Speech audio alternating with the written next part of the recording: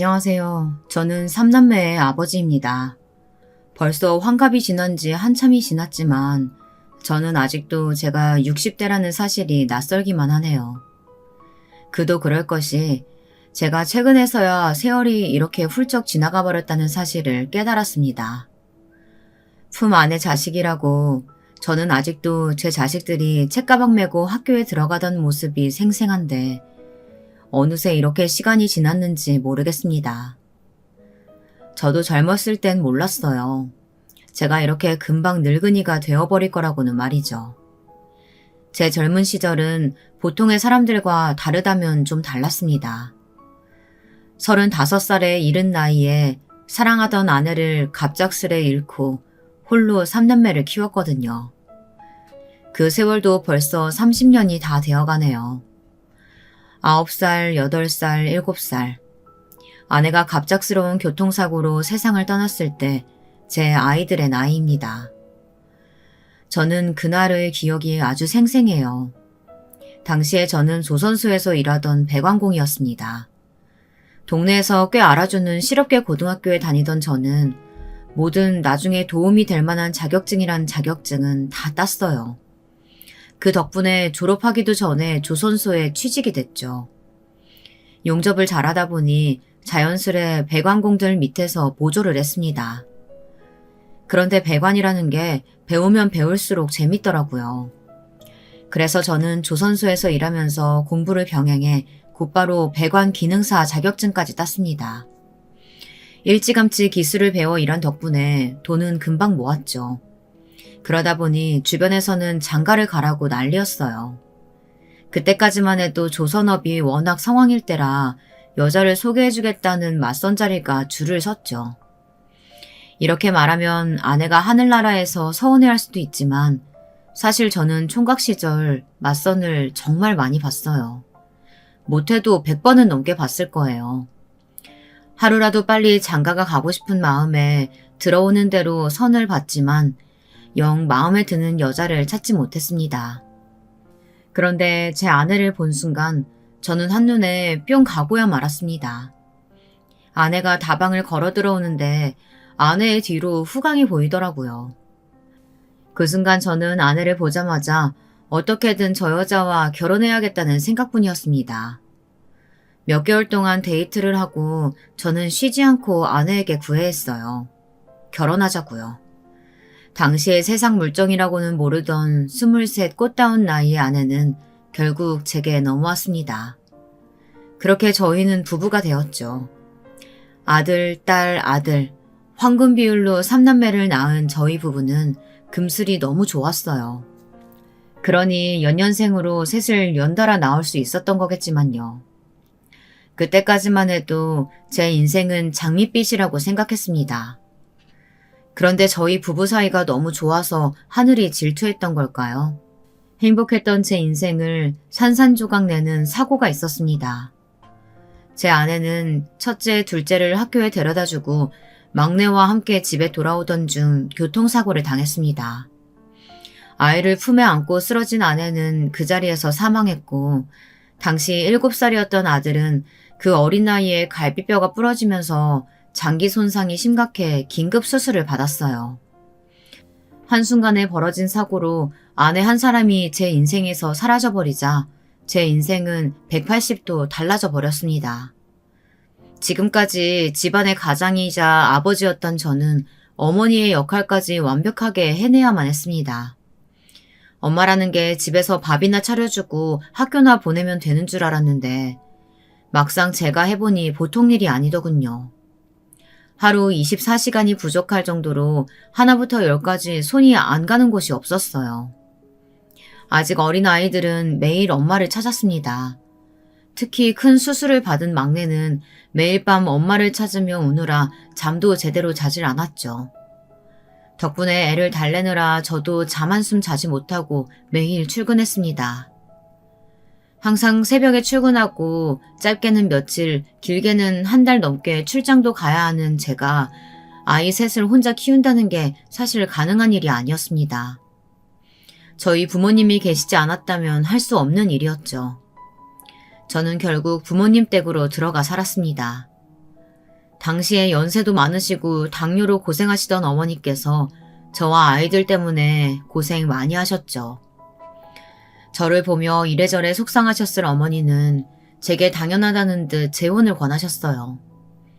그럴 때마다 저는 애 셋 딸린 호라비에게 누가 오겠냐고 농담처럼 넘겼지만 어머님은 쉽게 넘어가 주질 않으셨죠.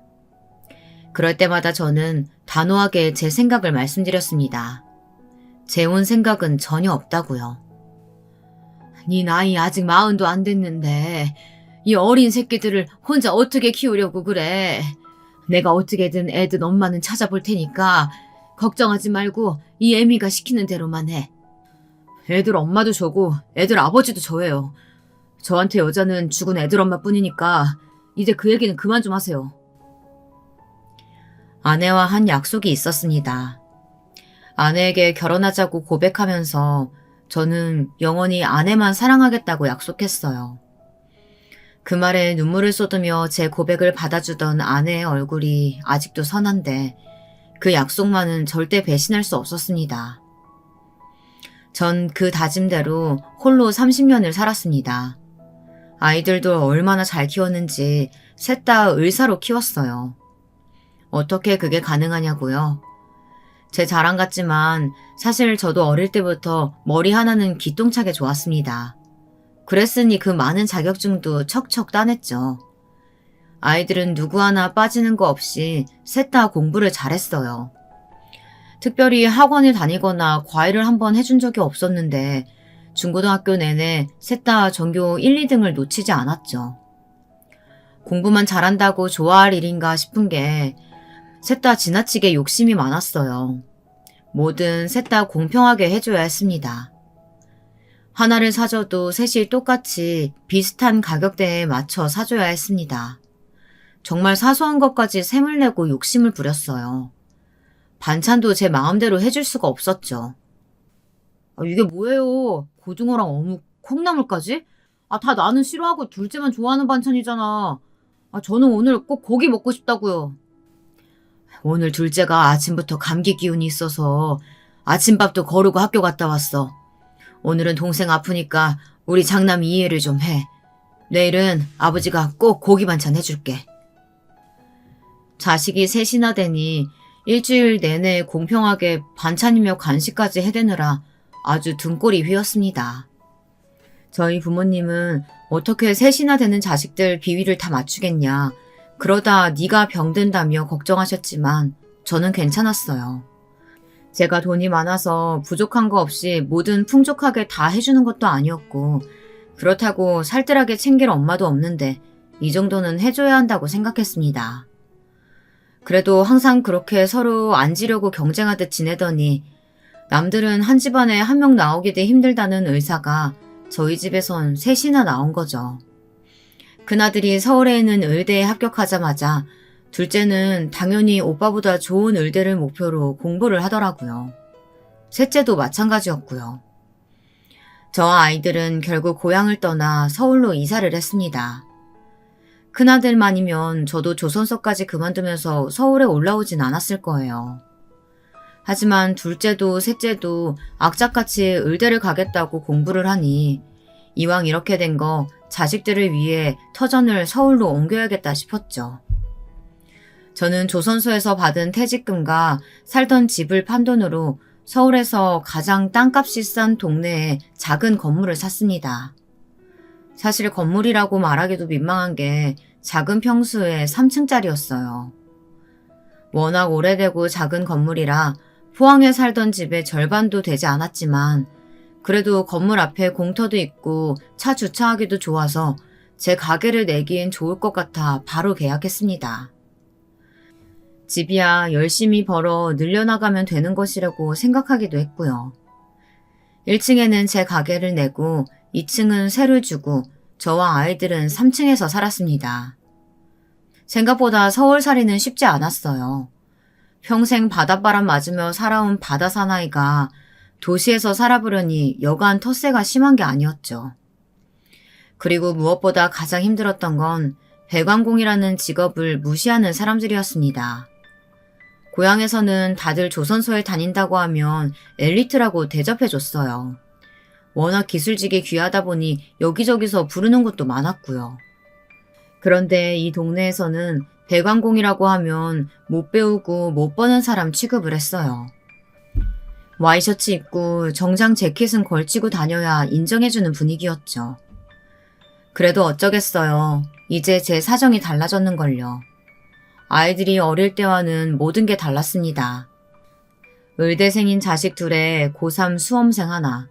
앞으로 돈 들어갈 일이 천지였죠. 뭐든 돈 되는 일이라면 다 해야 했습니다. 패기 있게 가게를 시작했지만 지금처럼 인터넷이 활발할 때가 아니었으니 보통 다 동네 장사였어요. 큰 일거리라고 해봐야 건물 배관공사 혹은 수리가 다였죠. 동네 사람들 상대로 하는 장사이다 보니 별의별 일이 다 있었습니다. 배관 고쳐달라고 저를 불러놓고는 말도 안 되는 것까지 시켰어요. 돈도 안 주면서 형광등 갈아달라는 건 보통이었고 벽지를 건네며 제게 벽지까지 발라달라는 사람까지 있었어요. 사모님, 제가 변기 배관만 확인하러 온 거라서요. 도배는 제 분야가 아니어서 해드릴 수가 없어요. 아니 아저씨, 이게 뭐 어려운 거라고 그래요? 내가 이 동네에만 30년 산 사람인데 이 동네에서 장사하려면 나랑 친하게 지내서 나쁠 거 없다고. 사실 도배도 배워본 적이 있어서 제게 어려운 일은 아닙니다. 하지만 배관공사만 해도 반나절은 넘게 해야 하는 일인데 비용도 받지 못하는 도배일까지 해준다는 건 쉬운 일이 아니었습니다. 그리고 그뿐만이 아니었어요. 일이 잘 마무리돼도 제가 받기가 여간 힘든 게 아니었어요. 지금은 물이 잘 내려가긴 하는데 혹시나 또 막히면 아저씨한테 전화할 테니까 추가 비용 받지 말고 AS 확실하게 해주셔야 돼요. 문제 있으시면 언제든지 전화 주세요. 제가 출장비 저렴하게 해드릴게요. 사실 기술직이라는 게 부품 가격이야 남는 거라고는 없고 출장비로 먹고 사는 일입니다. 제 기술과 시간을 파는 일이니까요. 그런데 다들 한 동네 사는 사람이다 보니 제값 주고 일을 시킬 생각이 애초에 없었어요. 한 동네 이웃끼리 뭘 그렇게까지 다 받냐는 식이었습니다. 출장비요? 에이, AS는 출장비 안 받고 해주시는 거죠? 동네 장사 그렇게 하면 안 돼요. 그리고 나가면서 이 쓰레기 좀 건물 앞에 버려주고 가요. 제가요? 나가는 길에 버리기만 하면 되는데 아저씨는 왜 그렇게 말이 많아요? 일을 마치고 나가는 길에 음식물 쓰레기에 재활용까지 버려달라고 하는 건 허다했고 어떨 때는 일을 다 시켜놓고 현금이 없다면서 말도 안 되는 가격으로 깎는 경우도 많았습니다. 요즘처럼 핸드폰으로 1초면 입금할 수 있는 시대가 와서 얼마나 다행인지 모르겠습니다. 언제부터는 아예 배관 공사뿐만이 아니라 제가 할 수 있는 일은 다 했어요. 아예 가게를 철물점처럼 차려놓고 도배니 용접이니 돈 되는 일이라면 다 했습니다. 가게 앞에 전화번호를 걸어놓고 하루 24시간 내내 전화만 오면 바로 달려가 굳은 일도 마다 않고 열심히 했습니다. 제가 쉬지 않고 일해야 하는 이유는 당연히 딱 하나였죠.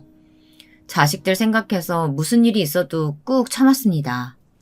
우리 장한 의대생 3남매 키우느라고요. 의대 학비가 얼마나 비싼 줄 아시죠? 연 등록금이 한 명당 1,000만 원 가까이예요. 셋 다 의사 만드는데 1억이 우습게 들어갔습니다. 저는 그 돈 하나도 아깝지 않았어요. 애들 공부하는 거에 비하면 사실 제가 하는 일은 일도 아니었죠. 매일 병원에서 먹고 자느라 씻을 시간도 없어서 항상 머리는 거푸집을 하고 다니는 모습만 봐도 안쓰러웠고 쉬는 날 집에 와서도 공부만 하느라 잠도 제대로 못 자는 모습을 보면 가슴이 미어졌습니다. 그러던 어느 날이었습니다. 집에 큰일이 또 한 번 생겼어요. 제게 남동생이 하나 있습니다. 하나밖에 없는 동생이었지만 부모님 돌아가시고 몇 년 동안 아예 연락도 끊고 왕래도 안 하고 지냈어요. 제 사정을 모르는 사람들은 부모님이 돌아가셨어도 형제는 형제인데 형이 동생을 챙겨야지 그러면 되겠느냐고 하실 수도 있지만 저는 동생 면상도 보고 싶지 않았어요. 제 동생이지만 사람 같지 않아서 아예 상종하고 싶지 않았거든요. 그런데 그런 동생이 어떻게 알고 서울 제 가게까지 찾아왔더라고요. 동생은 어릴 때부터 사고뭉치였어요. 이웃에 사시는 어른들 말씀으로는 제 동생이 집집마다 안 깨뜨린 장독대가 없을 정도라고 할 정도로 동네에서는 유명한 사고뭉치였죠. 자라면서도 공부할 생각은 안 하고 매일 불량한 친구들이랑 어울려 다니기만 했어요. 부모님은 걱정이 이만저만이 아니셨습니다. 제가 기술 배워 조선소에서 일하는 동안 동생은 군대를 다녀왔는데 제대한 지 한참 지나서도 일자리를 구하지 못해 여기저기 기웃거리기만 했어요. 그런데 원체 불량한 인간들하고만 어울려 다니던 버릇을 못 버리고는 어디서 깡패 같은 녀석들과 어울려 다니더니 결국은 직업 한번 가진 적 없이 사고만 치고 다녔습니다. 경찰서에서도 여러 번 연락이 와서 제가 빼온 게 한두 번이 아니었죠. 저도 아내 죽고 아이들 키우느라 정신없어서 동생은 신경 쓸 겨를도 없었어요. 사실 괜히 신경 써봐야 챙겨야 할 일만 하나 더 늘어나는 격이니 일부러 모르는 척하고 살았죠. 어머님이 돌아가셨을 때 동생 녀석은 연락도 안 됐어요. 그러고는 아예 장례식장에 코빼기도 보이지 않았죠. 아버지가 돌아가셨을 때는 아예 연락도 안 했었는데 어떻게 알고 장례식장에 나타났더라고요. 그러고는 아버지 영정사진 앞에서 쓰러질 듯이 울어대길래 이제야 정신을 좀 차렸나 싶었습니다. 그런데 사람이라는 게 그렇게 쉽게 변하는 게 아니더군요. 조문객들 다 보내고 저와 마주 앉아 소주 한 잔을 하는데 한다는 소리가 아주 가관이었습니다. 저는 집도 있고 직장도 빵빵하니 아버지 집이랑 땅을 자신에게 넘기라고 하더군요. 저는 왜 뜨신 밥 먹고 신소리를 하냐며 말도 안 되는 소리라고 소리를 내질렀습니다. 이 불효자 새끼가 지금까지 부모님이라고 한번 들여다보지도 않더니만 아버지 돌아가시니까 기껏 나타나서 한다는 소리가 뭐? 집이랑 땅을 내놔? 네가 제정신이야? 형이야말로 아버지랑 어머니한테 뭐 한 게 있다고 그래. 장남이 어디서 명 짧은 여자 데리고 와서는 호라비 신세 내내 부모님 고생만 시켜놓고서는 어디서 큰 소리야. 너 말 다 했어?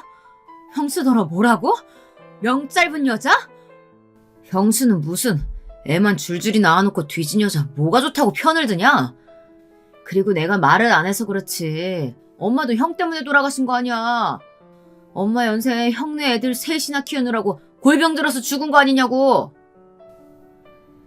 동생은 말도 안 되는 꼬투리를 잡더니만 자신은 부모한테 받은 것도 없으니 재산이라도 받아야겠다며 쌩떼를 부렸습니다.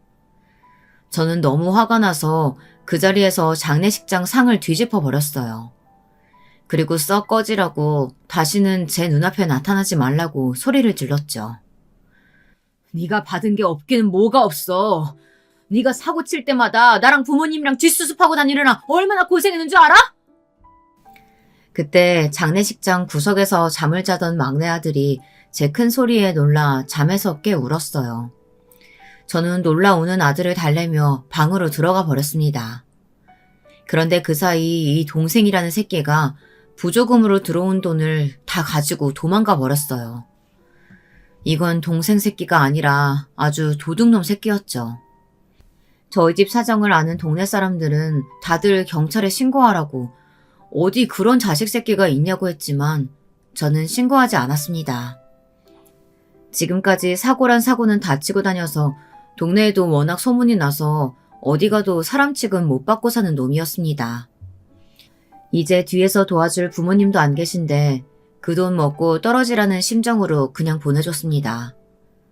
사실 저도 부모님 다 돌아가시고 혼자 자식들 키우느라 그런 놈까지 신경 쓸 겨를이 없기도 했고요. 그런데 그런 녀석이 갑자기 제 앞에 나타난 것이었어요. 그때가 둘째 딸이 의대에 막 입학한 지 얼마 되지 않았을 때였으니 거의 10년 만에 나타난 거였어요. 동생은 아무 일도 없었다는 듯이 이제와 제게 기술을 가르쳐달라고 하더군요. 저는 절대 그럴 생각 없다고 다시는 찾아오지 말라고 내쫓아 버렸습니다. 그런데 그 다음날부터 집 근처 찜질방에서 먹고 자면서 내내 저를 찾아오더군요. 형, 내가 그때는 너무 철이 없었어. 내가 잘못했어. 나도 조금 있으면 50이야. 지금까지 산전수전 다 겪으면서 고생이랑 고생 다 했는데 힘들 때마다 형 생각만 나더라. 나 정말 지금부터라도 정신 차리고 잘 살고 싶어. 그러니까 형이 제발 나 한 번만 믿어줘. 여러분이라면 어떻게 하시겠어요? 동생을 믿을 수 있으신가요? 저는 고민에 빠졌습니다. 그리고 동생 말이 자꾸만 머릿속에 맴돌았어요. 자신도 조금 있으면 50이라는 말이요. 핏줄이라는 게 이런 건가 봐요.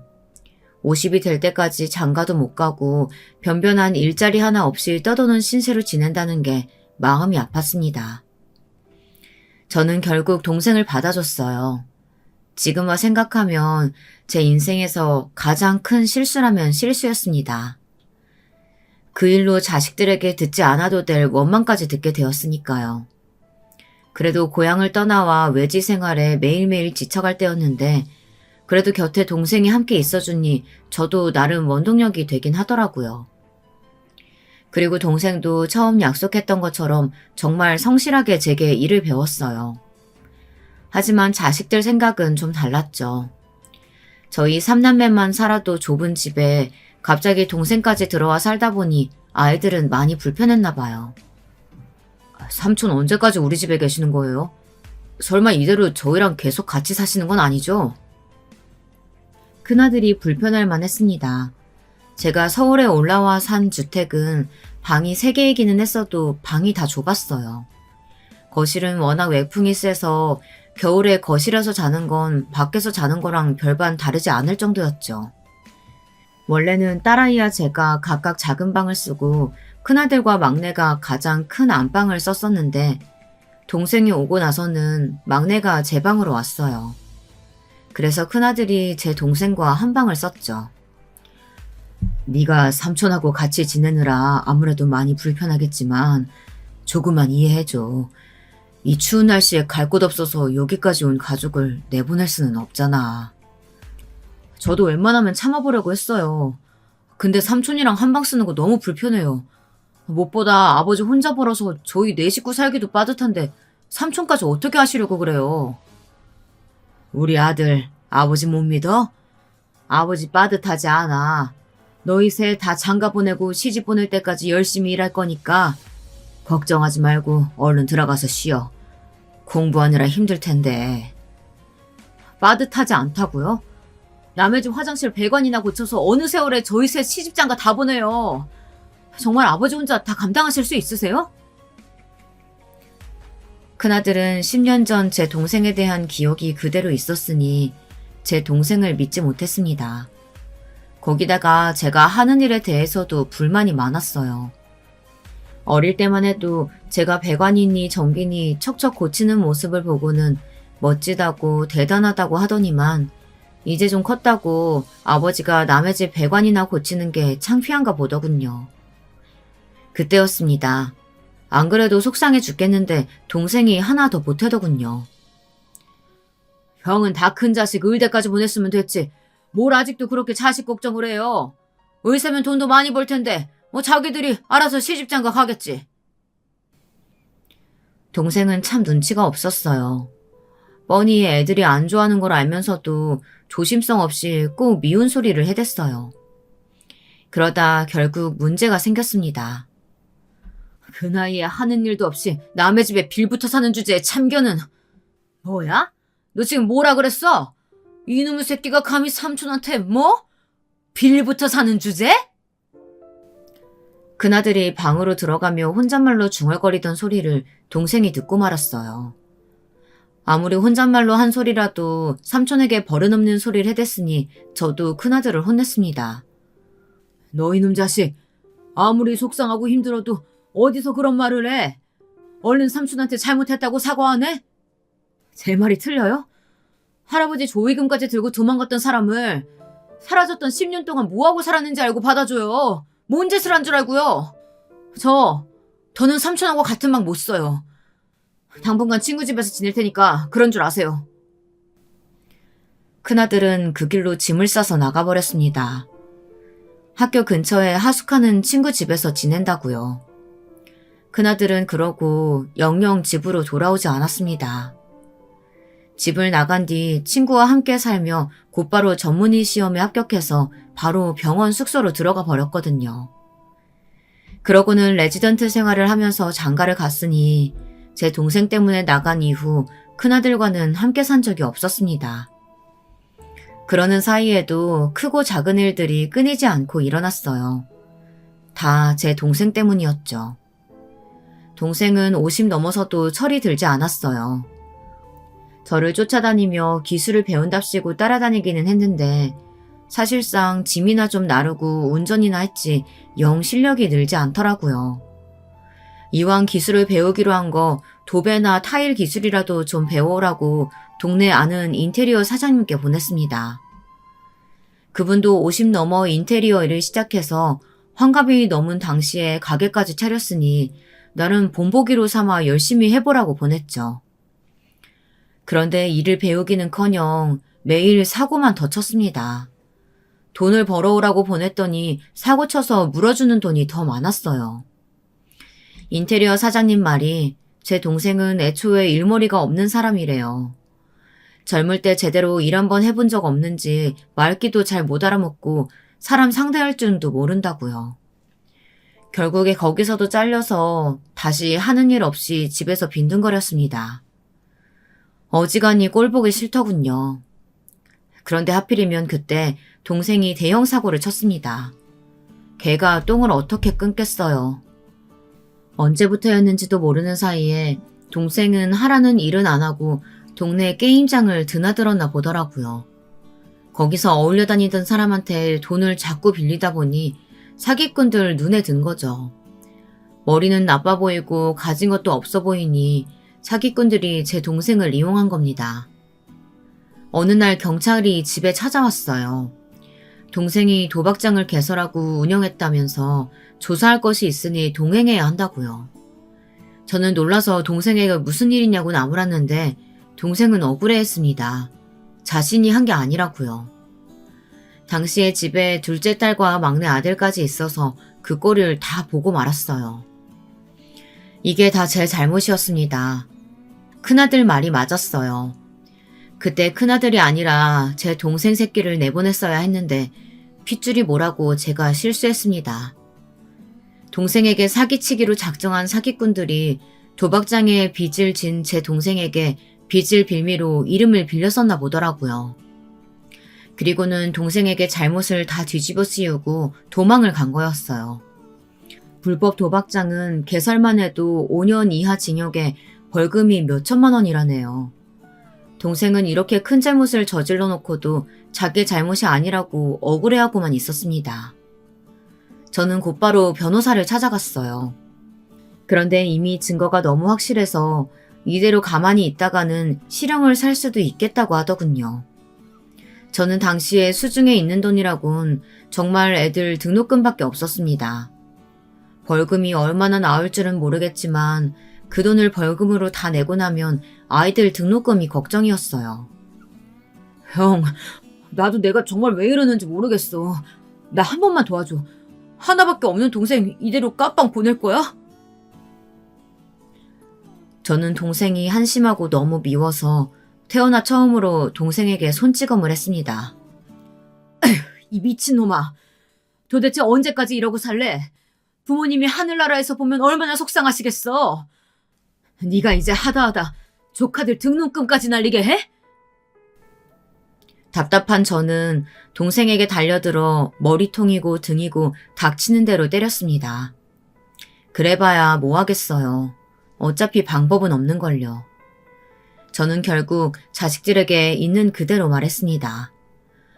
아무리 미워도 삼촌을 전과자로 만들 수는 없으니 이번 학기만 학자금 대출을 좀 알아보자고요.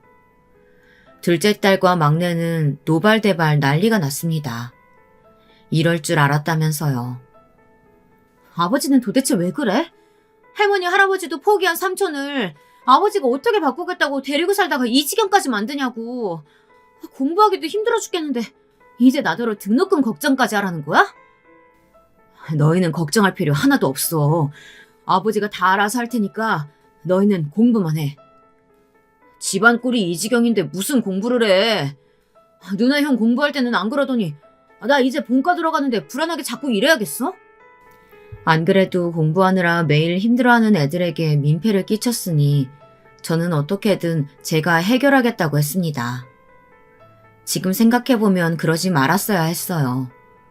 부모라고 등록금이고 뭐고 다 내주는 게 당연한 게 아닌데 저는 지금까지 그게 당연하다고 생각하며 제가 무리해서라도 자식들 일이라면 뭐든 해주려고 아등바등 살았던 거죠. 자식들 마음을 이해 못한 건 당연히 아니었습니다. 하지만 돈이야 빌려서라도 어떻게 해결하면 되지만 50 넘은 동생을 제 손으로 감옥에 보낼 수는 없었어요. 저는 우선 동생 일을 해결했습니다. 그리고 건물 담보로 대출을 받아 급한 불부터 껐어요. 그런데 그게 또 학원이 되어서 큰아들이 난리를 치더군요. 저 와이프랑 병원 나와서 개업할 거라고 건물 담보로 대출 좀 해달라고 할 때는 모른 척 하시고는 삼촌이 사고 치니까 바로 대출 받으셨다면서요? 그렇게 말하면 안 되지. 너 결혼할 때 꼭 아파트 들어가야 한다고 해서 아버지가 있는 돈 다 끌어다가 해줬잖아. 그리고 병원 얘기했을 때도 우리 건물 2층 이야기했더니만 네가 안 들어온다며. 네, 그랬습니다. 큰아들 결혼할 때 사실 제가 아파트까지 해줄 여유는 안 돼서 빌라를 알아보고 있었는데 상견례 자리에서 사돈댁이 아파트 아니면 안 된다고 하시더라고요. 명색이 둘 다 의사인데 빌라가 말이 되냐고요. 할 수 없이 전세로라도 무리해서 장가를 보냈습니다. 다 쓰러져가는 건물에 근처에 지하철역도 하나 없는데 누가 여기서 병원을 해요? 멀쩡하게 잘 다니던 대학병원을 그만두고 며느리와 둘이 개업을 하겠다면서 제게 건물 담보로 대출을 받아달라더군요. 저도 그건 당연히 안 된다고 말하려고 했는데 제가 말하기도 전에 이미 둘째, 셋째가 난리가 났더군요. 제가 말씀드렸었죠. 셋 다 아주 욕심이 많다고요. 왜 큰오빠만 개업을 해주냐면서 그러면 똑같이 해줘야 한다고 말도 안 되는 소리를 했죠. 이 건물이든 내 동생 일이든 너희는 상관없는 일이니 참견하지 마라. 앞으로 내가 다 알아서 할 테니까. 저는 참다 한마디 했습니다. 저도 살기 팍팍하고 피곤한데 다 큰 자식들 사정까지 일일이 다 알고 싶지 않았어요. 그래서 다시는 제 건물 가지고 이러쿵 저러쿵 얘기하지 말라고 경고했습니다. 더는 자식들 눈치 보며 살지 않겠다고 다짐했습니다. 그런데 세상 일이라는 게 어디 제 마음대로 되나요? 시간이 흘러 어느새 3남매는 모두 다 의사선생님이 됐습니다. 그리고 몇 년 전까지만 해도 좁게만 보였던 집이 텅 비어버렸어요. 저와 동생만 남고 다들 독립해 나갔죠. 첫째 아들에 이어 둘째 딸도 제 짝을 만나 시집을 갔어요. 막내 아들은 다니는 병원이 집에서 멀다며 오피스텔을 구해 나갔습니다. 저는 시원하면서도 한편으로는 기분이 묘했습니다. 시간이 너무 쏜살같이 지나간 것 같아서요. 그런데 그건 제 생각이었나 봐요. 제 몸도 어느새 늙어 예전 같지 않았습니다. 얼마 전부터 제가 소화가 잘 안 되더라고요. 밥을 안 먹어도 자꾸만 속이 답답하고 울렁거리는 게 아무래도 어디가 잘못됐나 싶었죠. 저는 겸사겸사 큰아들에게 전화했습니다. 큰며느리와 정형외과를 운영하는 아들은 항상 바빴습니다. 얼굴 본 지도 한참 됐죠. 다행히 오전이라 환자가 덜한지 바로 전화를 받길래 저는 안부부터 물었습니다. 밥은 잘 먹고 다니는지 병원은 잘 되는지 물었죠. 병원이 잘 되면 뭐해요. 임대료에 인건비에 다 나가고 그러고 나면 대학병원 다닐 때보다 더 벌지도 못하는데. 저는 아들의 하소연에 원래 자기 가게 하는 게 더 힘들다. 남의 밑에서 월급 받을 때가 더 편한 거라며 농담식으로 말했습니다. 그런데 아들은 그런 제 말이 듣기 싫은지 말을 끊어버리더니 무슨 일로 전화했냐고 묻더군요. 내가 요즘 소화가 영 안 돼. 뭔 검사를 하긴 해야겠다 싶어서 우리 장남한테 물어보려고 전화했지. 그래서 제가 건강검진 꼬박꼬박 받으시라고 말씀드렸잖아요. 둘째가 다니는 병원에서 건강검진 하니까 걔한테 물어보세요. 큰아들은 원래 나이가 들면 위에 염증도 잘 생기고 소화기관도 약해지는 거라면서 건강검진을 받아보라고 하더라고요. 저는 지금까지 하루도 안 쉬고 가게 문을 여느라 매일 북박이처럼 가게에만 있다 보니 건강검진은 받아본 적이 없었거든요. 자식이 셋 다 의사면 뭐 하겠어요. 하나같이 다들 바쁘니 아버지라고 병원 한번 모시고 간 적이 없었죠. 저는 지금까지 자식 셋을 키우면서도 자식들에게 짐이 되지 않으려고 부단히도 노력하며 살았습니다. 주변 사람들은 자식 셋 다 의사이니 제가 대단한 호강이라도 받으면서 사는 줄 알았지만 전혀 아니었습니다. 어릴 때는 공부하느라 바쁘고 다 커서는 일하느라 바쁘니 부모라고 병원 한번 같이 가달라는 소리 하기가 힘들었죠. 제가 아무리 가족밖에 모르는 사람이라고 해도 저도 당연히 사람인지라 서운할 데가 없는 건 아니었어요. 항상 주기만 하는 사람은 주는 게 당연한 거라고 여기는지 제가 힘든 이야기를 하거나 지나가는 말로 몸이 좀 안 좋다고 해도 항상 자식들은 대수롭지 않게 여기는 것 같았습니다. 저는 망설이다 둘째 딸에게 연락했어요. 둘째가 다니는 병원에서 건강검진을 좀 해야겠다고요. 내시경 하시면 정신도 없는데 뭐하러 이 멀리까지 와요. 가까운 동네 병원에 예약해드릴 테니까 그 동네에서 받으세요. 나도 가까운 데서 받으면 좋지. 근데 내시경 하려면 보호자도 있어야 하고 비용도 많이 드는데 너희 병원에서 하면 가격도 저렴하고 좋잖아. 거기다가 네가 옆에 있으니까 아버지도 마음이 편하고. 비용이든 보호자든 사실 제게 그런 게 문제는 아니었습니다. 제가 돈이 없어서 검사를 못 받는 것도 아니고 보호자도 동생을 데리고 가면 돼요. 하지만 저도 한 번은 자식들이 제 보호자가 되어 저를 좀 챙겨줬으면 하는 그런 마음이 들더라고요. 다른 부모들처럼 말이죠. 그런데 자식들은 제가 걱정되지도 않나 봅니다. 매사에 자기들 일이 먼저였죠. 아버지, 저 외과 의사예요.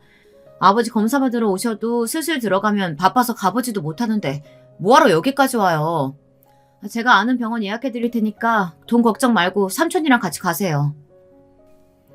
제가 마음이 약해지기는 약해졌는지 별거 아닌 말에도 마음이 안 좋고 서운하더라고요. 저는 그럼 그냥 나중에 받겠다고 했어요. 자식이 셋이나 있는데 환갑이 다 된 동생을 보호자라고 데리고 가는 것도 영 내키지 않았죠. 젊은 날 고생은 좀 했어도 자식들이 결혼까지 하고 나면 제 인생에도 다시 봄날이 찾아올 거라고 기대했습니다. 그런데 그게 다 저 혼자만의 착각이더군요. 자기들 필요할 때만 아버지지 제가 늙고 힘들어지니 이제는 제가 귀찮은 거였죠. 이제 제 나이도 칠순을 바라보고 있습니다. 지난 30년을 돌아보니 저는 자식들에게 할 만큼 충분히 다 했다고 생각해요. 하지만 자식들은 그런 제 마음을 몰라주는 것 같아요. 이제 더는 그렇게 살면 안 되겠다 싶었습니다. 지금까지 제대로 쉬어본 적 없는 제게 즐거운 노년을 선물하자 마음먹었습니다. 그래서 혼자 여행도 다녀보고 잠도 한번 늘어지게 잡아야겠다 싶었죠. 그러던 어느 날이었습니다. 아내 제삿날이 가까워져서 아이들에게 연락을 했어요. 그런데 어쩜 셋 다 전화를 안 받더군요.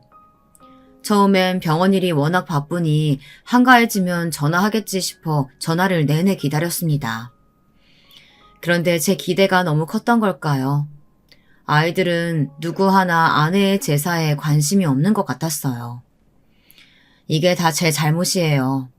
제가 지금까지 애들을 너무 오냐오냐 키운 탓이죠. 저도 더는 참을 수 없었습니다. 지금까지 차곡차곡 쌓여있던 화가 끓어오르더군요. 이미 늦었을지도 모르지만 지금이라도 바로잡아야 한다고 생각했습니다. 지금 와 생각하면 자식들에게 눈치 아닌 눈치를 봤던 것 같아요. 엄마 없이 자라느라 힘들었을 아이들에게 제가 싫은 소리까지 하면 안 된다고 생각했거든요. 그래서 잔소리 한번 제대로 한 적이 없었습니다. 괜히 제삿날이라고 바쁜 아이들더러 와서 음식 준비 같이 하자는 말도 못하고 남들은 다 모이는 명절에도 다 같이 모여 밥 한번 먹자고 말도 못했죠. 하지만 이번만큼은 그냥 넘어가지 않겠다 굳게 마음을 먹었습니다. 그래서 제가 단호하게 말했어요. 이번 제사는 누구 하나 빠지는 것 없이 다 모이라고요. 그런데 제 말에도 자식들은 말이 많았습니다. 수술이 있네, 환자가 많네 라면서 다 안 된다는 식이었죠. 저는 그 얘기를 듣는데 더 화가 났어요. 1년에 딱 하루인데 자식이라는 놈들이 어떻게 매년 자기들 어머니 제삿날도 모르나 싶어서요. 저는 욱해서 질러버렸습니다. 그딴 핑계는 다 개나 주라고요.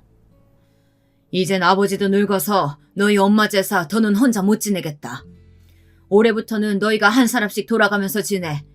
이번엔 큰아들이 먼저 알아서 준비해. 내가 날짜 맞춰서 너희 삼촌이랑 갈 테니까.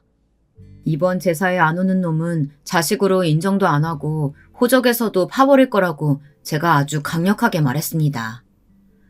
제가 처음으로 말도 안 되는 억지를 부리며 화를 낸 덕분일까요? 웬일로 자식들은 큰아들네 다 모였더군요. 며느리랑 아들이 대충 음식도 준비하긴 한 것 같았어요.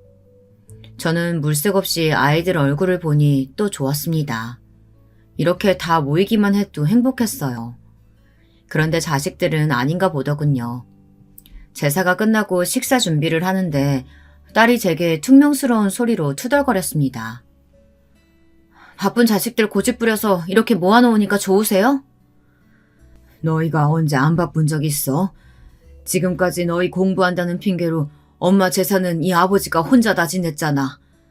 뒤늦게라도 자식 노릇한다 생각하고 앞으로는 너희가 알아서들 해라. 저는 마음을 굳게 먹고 제 생각대로 이야기했습니다. 제가 동생 하나 잘못 둔 죄로 이 나이까지 동생 끼고 살면서 자식들을 조금 불편하게 했을 수도 있습니다. 그렇다고 제가 부모로서 자식들에게 해줄 거 안 해주고 힘들게 한 적은 없어요. 그만큼은 자신할 수 있었죠. 그런데 자식들 생각은 달랐나 봐요.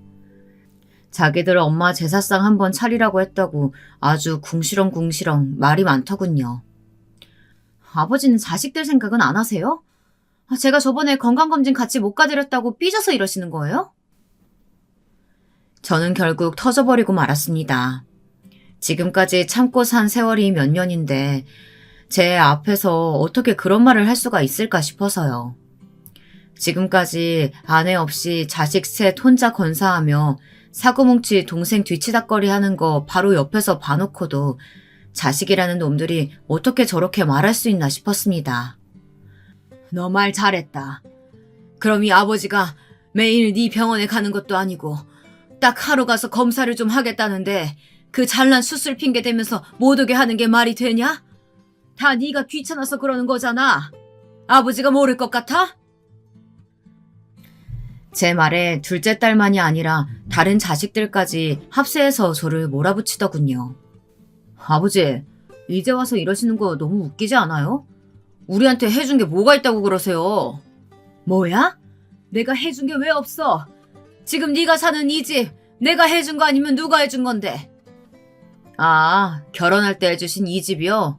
고작 전세 해주시고 지금 생색내시는 거예요? 뭐야? 내가 나는 먹고 살기 힘들어도 너 생각해서 기껏 무리해서 해줬더니만 뭐 생색? 내가 지금까지 네 놈한테 해준 거 다 생색 좀 내볼까? 그렇게 생색내고 싶으시면 제발 그 건물 좀 파세요.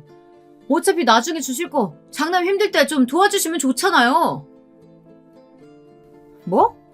왜 이럴 때만 장남이야? 오빠는 처가에서 도와줘서 개업이라도 했지만 난 아직도 대학병원에서 힘들어 죽겠거든? 아버지, 건물 팔면 놔줘. 알았지? 자식들은 갑자기 저들끼리 싸우고 난리가 났습니다. 그 잘난 을대 나와서 명색이 의사선생이라는 것들이 그깟 다 쓰러져가는 집 하나 가지고 싸우고 있었어요. 저는 그 순간 망치로 머리를 한 대에 얻어먹기라도 한 것 같았어요. 제 자식들은 영화에서나 보던 좀비 새끼들 같았습니다. 혼자 힘으로 지금까지 버티며 살아온 아비를 뼈까지 씹어먹어야 아주 직성이 풀리는 놈들이었죠. 지난 세월 제 인생을 다 갈아넣어 키워놨지만 기껏 한다는 소리가 제가 해준 게 뭐가 있냐네요. 아버지, 이 자리에서 똑바로 이야기하고 가세요. 그 집 팔면 무조건 셋이 나눠주는 거예요.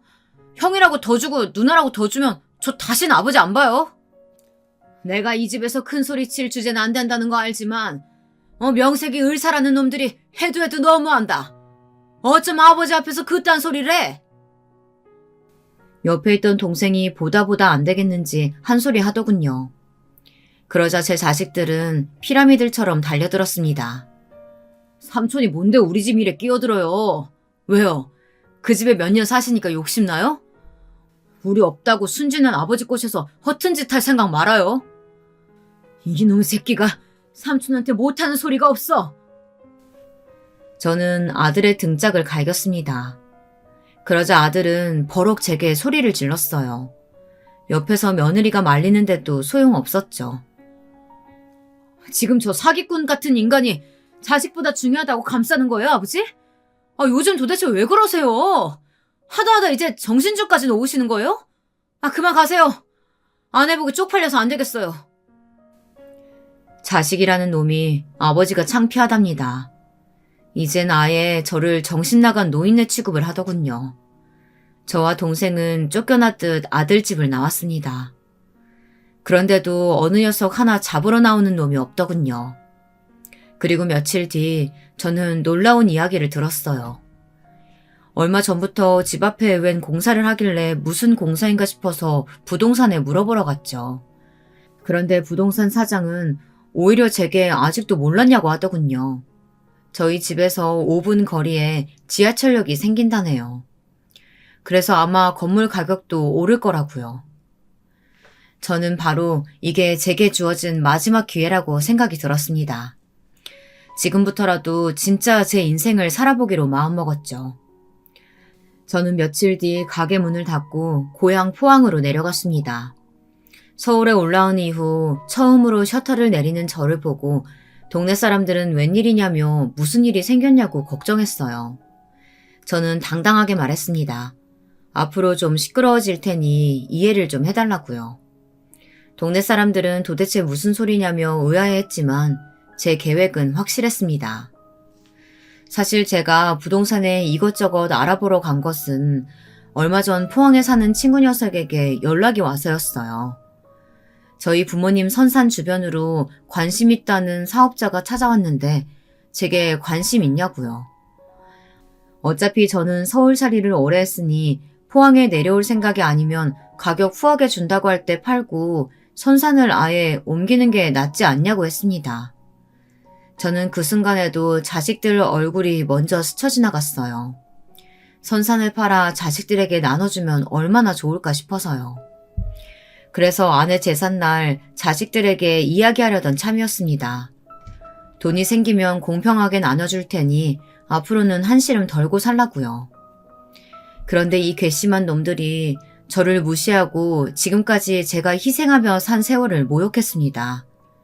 이젠 제가 누군지 자식들에게 똑똑히 보여줄 차례였어요.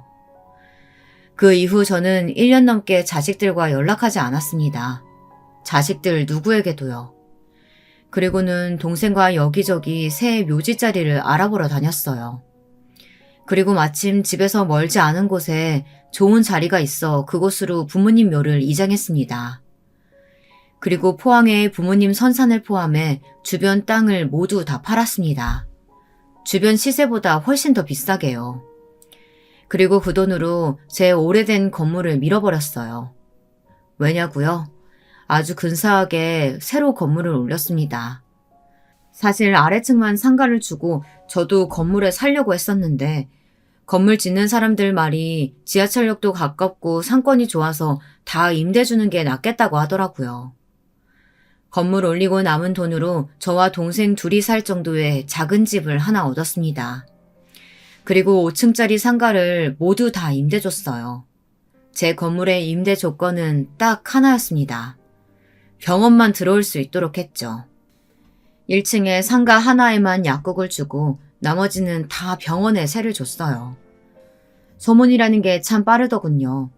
상가들이 다 채워진 지 몇 달이 되지도 않았는데 큰아들이 어디서 제 소식을 들었는지 찾아왔습니다.